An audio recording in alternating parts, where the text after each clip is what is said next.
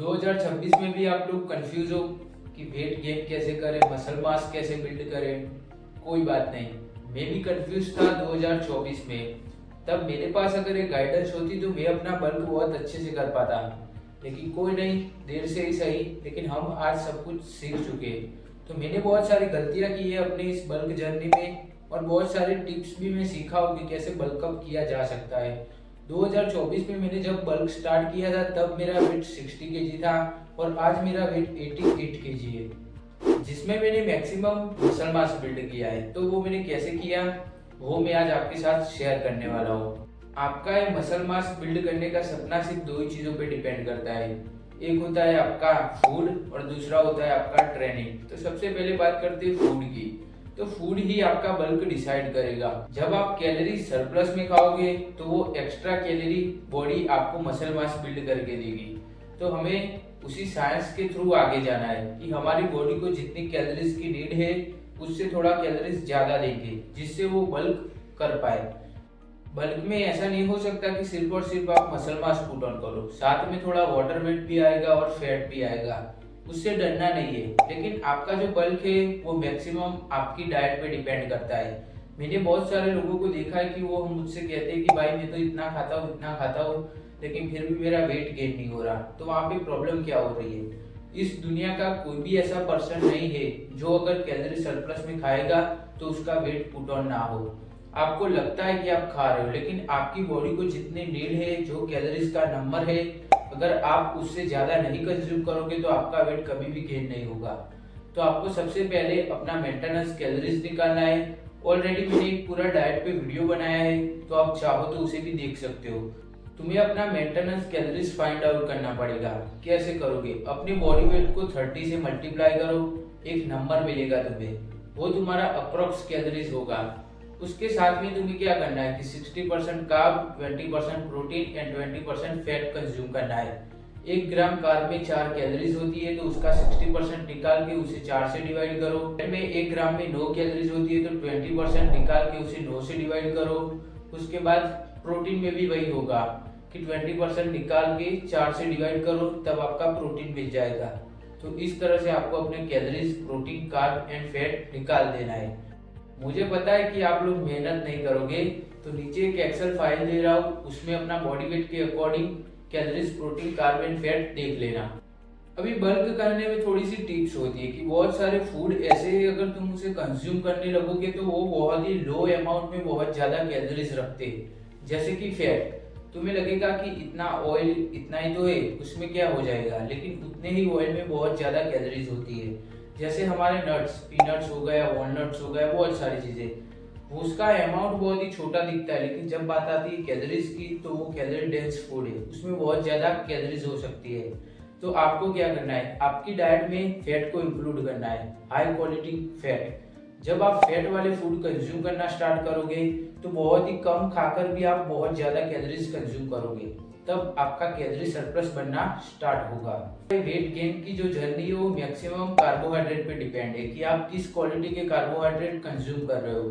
तो आपको high quality के कार्बोहाइड्रेट अपनी डाइट में रखने हैं, जैसे कि स्वीट पोटैटो हो गया, राइस हो गया, बीन्स हो गया, फ्रूट्स में भी जैसे बनाना, एप्पल, ये सारी चीजें हाई क्वालिटी कार्बोहाइड्रेट होते हैं इसमें, साथ ही में कैलोरी में भी बहुत ज्यादा डेंस होते हैं। तो जब तुम ये कंज्यूम करना स्टार्ट करोगे तो high quality carb, high quality fat तुम्हारी बॉडी में जाएगा, साथ ही में तुम बहुत ही कम खाना खाकर भी बहुत ज्यादा कैलोरीज कंज्यूम करोगे।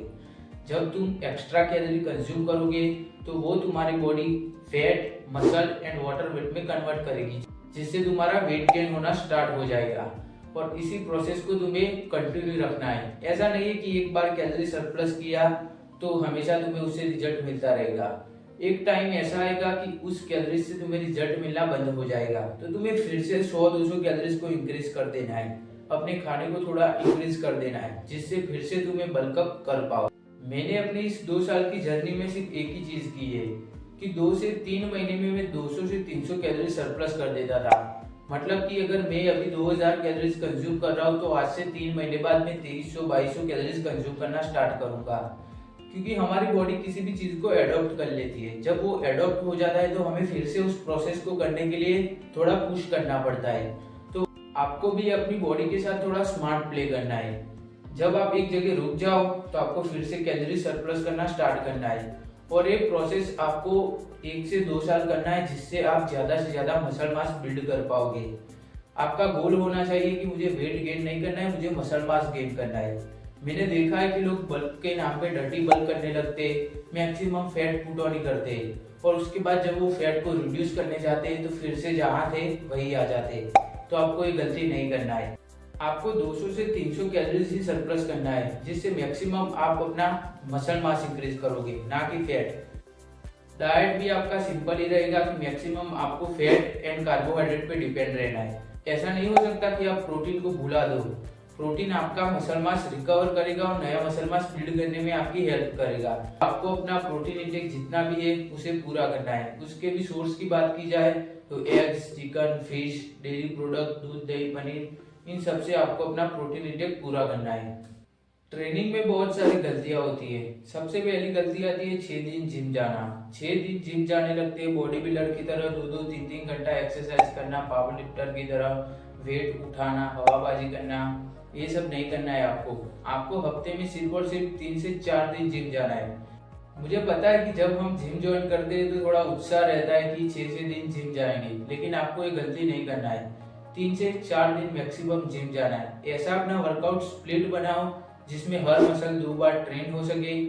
तुम्हारी मैक्सिमम एक्सरसाइज कंपाउंड होनी चाहिए और साथ ही में तुम्हें सबसे ज्यादा यूज डंबल का करना है। जिससे क्या होगा, तुम्हारा मसल मास तो बिल्ड होगा, लेकिन वहां पर 2 प्रॉब्लम नहीं आएगी। सबसे पहला मसल इम्बैलेंस। जब तुम बारबल से, मशीन से एक्सरसाइज करना स्टार्ट करते हो तो उससे एक प्रॉब्लम आती है कि तुम्हारा स्ट्रॉन्ग मसल स्ट्रॉन्ग होता जाएगा और तुम्हारा वीक मसल वीक होता जाएगा। तो ये प्रॉब्लम हमें देखने को मिलती है। तुम्हें एज ए बिगिनर डंबल को ही प्रेफरेंस देना है कि तुम्हें सबसे ज्यादा एक्सरसाइज डंबल से करनी है, जिससे तुम्हें मसल इम्बैलेंस भी नहीं होगा और साथ ही में तुम्हारा स्ट्रेंथ भी वहाँ पे इम्प्रूव हो पाएगा। मैंने बहुत सारे लोगों को देखा है इतनी ज्यादा एक्सरसाइज करते, इतनी वेरिएशन करते हैं, लेकिन एज ए बिगिनर आपको इतना नीड नहीं है।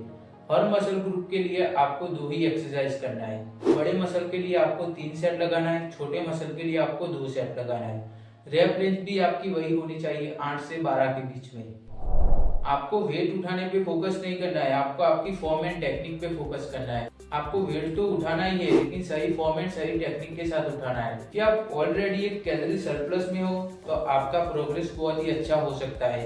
तो हर वीक ट्राई करो कि अच्छे से अच्छा प्रोग्रेस हो पाए, फॉर्म एंड टेक्निक में प्रोग्रेस हो पाए, रैप रेंज में प्रोग्रेस हो पाए, वेट में प्रोग्रेस हो पाए। क्योंकि आप मैक्सिमम अपना जो प्रोग्रेस करते हो वो अपने बल्क जर्नी में करते हो, तो आपको ज्यादा से ज्यादा स्ट्रेंथ बिल्ड करने में फोकस करना है। कि ड्रॉप सेट, सुपर सेट ये थोड़ा कम करो। क्यों? क्योंकि आप इससे ज्यादा कैलोरीज बर्न करोगे, लेकिन इससे आपका मसल मास बनने में उतना हेल्प नहीं होगा। इंटरमीडिएट लेवल या एडवांस लेवल पे आते हो तब आपको drop set and super set की नीड होती है।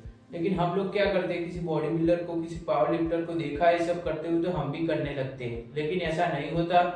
तुम्हें drop set and super set को फोकस ना करते हुए कॉन्सेंट्रिक फेलियर पे फोकस करना चाहिए कि कैसे मैं फेलियर को अचीव कर पा रहा हूँ। तुम्हें वो सीखना चाहिए कि एक अच्छी तरीके से फॉर्म एंड टेक्निक में कैसे फेलियर अचीव किया जाता है। जब ये प्रोसेस तुम 1 से 2 साल करोगे तुम अच्छा खासा मसल मास बिल्ड कर लोगे।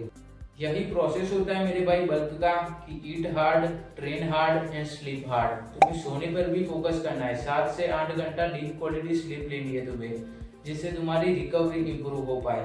तो वही पूरी अगर समरी दूं तुम्हें तो वही चीज है कि अपने डाइट से कैलोरी सरप्लस करो, फिजिकल एक्टिविटी जितना हो सके उतना थोड़ा कम करो। कार्डियो के लिए तुम्हें सिर्फ 8 से 10,000 स्टेप करने, उससे ज्यादा कुछ नहीं करना है। बहुत सारे लोग बहुत सारे स्पोर्ट में भी इन्वॉल्व हो गए, तो हो सके तो थोड़ा उसे कम करो, उसका ड्यूरेशन थोड़ा कम करो, उसके डेज थोड़े कम करो और अच्छे से सोना है।